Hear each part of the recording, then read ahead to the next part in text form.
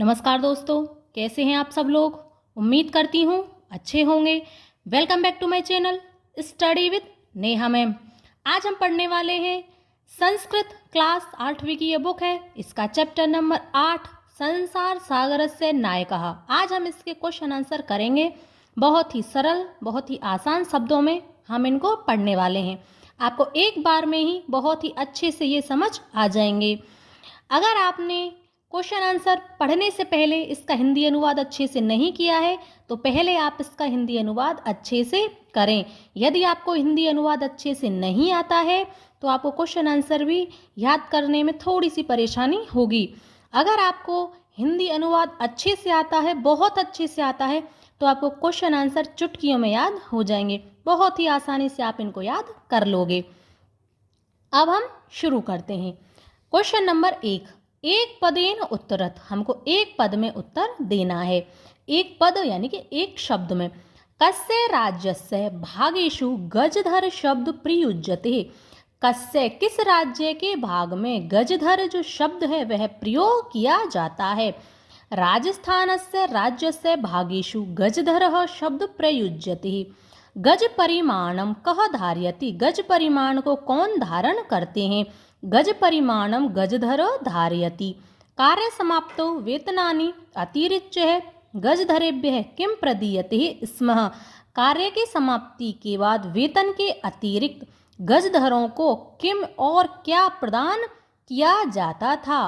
कार्य समाप्तो वेतनानि अतिरिच्य गजधरेभ्यः सम्मानम प्रदीयते स्म। के शिल्पी रूपेण ने समादृतः भवन्ति। के यानी कि कौन शिल्पी रूप में आज सम्मानित हैं, नहीं हैं। के यानी कि कौन। गजधराः शिल्पी रूपेण न समादृतः भवन्ति। आज जो गजधर हैं यह शिल्पी रूप में सम्मानित नहीं हैं। न यानी कि नहीं है। अधोलिखितानां प्रश्नानां उत्तराणि लिखत। हमको इन प्रश्नों के उत्तर देने हैं। तड़ागा कुत्र निर्मीयन्ते स्म। तड़ागा यानी कि जो तालाब हैं, कुत्र यानी कि कहाँ, निर्मीयन्ते स्म निर्मित होते थे। तड़ागा संपूर्ण देशे निर्मीयन्ते स्म। जो तालाब हैं यह संपूर्ण देश में निर्मित होते थे। स्म यानी कि थे। गजधरः कस्मिन् रूपे परिचितः। गजधर किस रूप में परिचित थे अथवा जाने जाते थे। गजधरः वास्तुकार रूपे परिचितः। जो गजधर थे यह वास्तुकार रूप में जाने जाते थे। गजधरः किम कुर्वन्ति स्म। गजधर किम यानी कि क्या, कुर्वन्ति स्म करते थे। देखो जो ये स्म है यह भूतकाल का अर्थ देती है। कुर्वन्ति यानी कि करते हैं, ये वर्तमान काल की क्रिया है। यदि हम इसमें स्म जोड़ देते हैं तो ये भूतकाल का अर्थ देने लगती है। जैसे गजधर किम कुर्वन्ति, गजधर क्या करते थे। यदि हम इसमें से स्म हटा देते हैं तो ये अर्थ देगी करते हैं। स्म लगाने पर करते थे। उम्मीद करती हूँ आपको स्म का अर्थ समझ आ गया होगा। अब हम इसका आंसर देखते हैं। ग्रामीण समाजो भवतु नागर समाजो वा तस्य नवनिर्माणस्य सुरक्षा प्रबंधनस्य च दायित्वं गजधरः निभालयन्ति स्म। ग्रामीण समाज और नगरीय समाज यानी कि शहरी समाज, उनके नवनिर्माण का और सुरक्षा प्रबंधन का जो उत्तरदायित्व था वह गजधर ही निभाते थे। अब देखो के सम्माननीय, के यानी कि कौन सम्माननीय हैं। गजधरः सम्माननीय। क्वेश्चन नंबर 3, रेखांकित पदानि आधृत्य प्रश्न निर्माणम कुरुत। हमको यहाँ पर प्रश्न निर्माण करना है। सुरक्षा प्रबंधनस्य दायित्वं गजधरा निभालयन्ति स्म। सुरक्षा प्रबंधन का जो दायित्व था वह गजधर निभाते थे।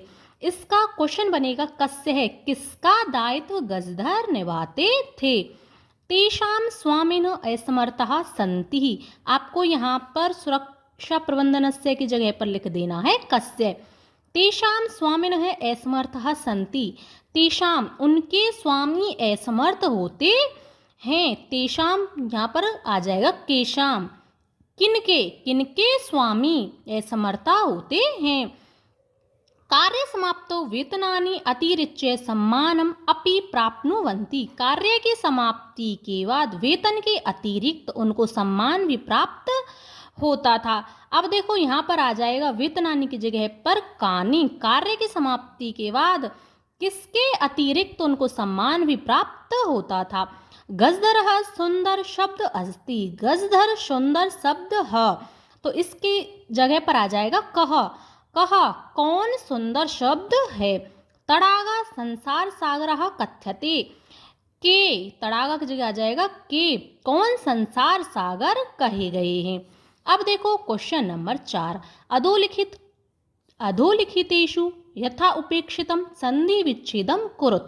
हमको संधि विच्छेद करना है।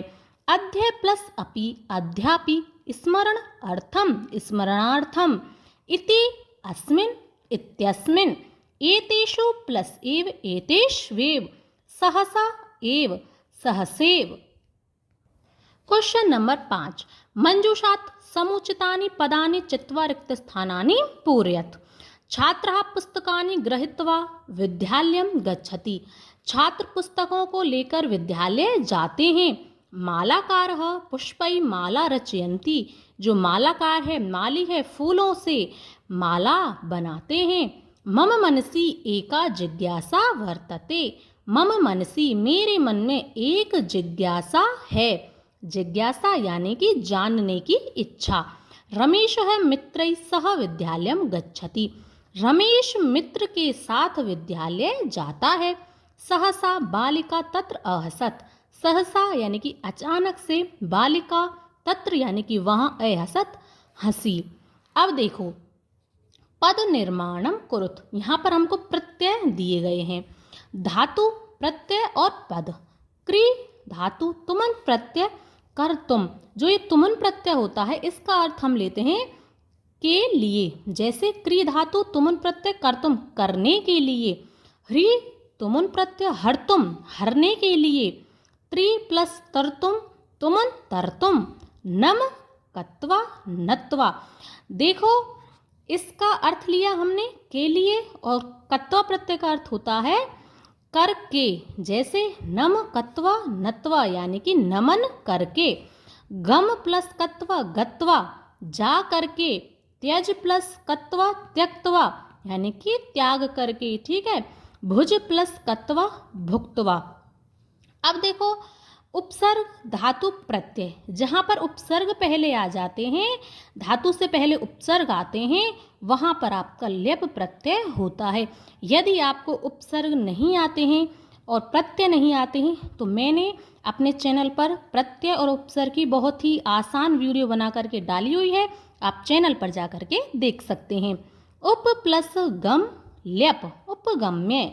सम पूज लेप समपूज्य है। आ उपसर्ग नी धातु लेप प्रत्यय आनीय। प्र उपसर्ग दा धातु लेप प्रत्यय प्रदाय। अब देखो आपका क्वेश्चन नंबर 7 और लास्ट ये क्वेश्चन है। कोष्ठकेषु दत्तेषु शब्देषु समुचितानां विभक्तिं योजयित्वा रिक्त स्थानानि पूरयत्। हमको रिक्त स्थानों की पूर्ति करनी है। रिक्त स्थानों की पूर्ति से पहले आपको बता दूं, जो परित है, उभयत है, सर्वत है और धिक है, इनके साथ हमेशा द्वितीय विभक्ति लगती है। चीज़ों को आप रटे नहीं, उनको समझें। अगर आप समझते हो तो आप काफ़ी लंबे टाइम तक चीज़ों को याद रख सकते हो। यदि चीज़ों को रटोगे तो उनको आप थोड़े से समय तक याद रखोगे, फिर आप उनको भूल जाओगे। इसलिए रटे नहीं, समझें। जब भी आपको जहाँ पर भी परित दिखाई दे तो उससे पहले वाले शब्द में जो उसके साथ आता है उसमें हमेशा द्वितीय विभक्ति होगी। विद्यालयम परित है वृक्षा सन्ति। विद्यालय के चारों ओर वृक्ष हैं। ग्रामम उभयत ग्रामः सन्ति। गांव के उभयत यानी कि दोनों ओर गांव हैं। नगरम सर्वत अट्टालिका सन्ति। नगर में सभी जगह अट्टालिकाएं हैं। धिक का पुरुषम यानी कि कायर पुरुष पर धिक्कार है।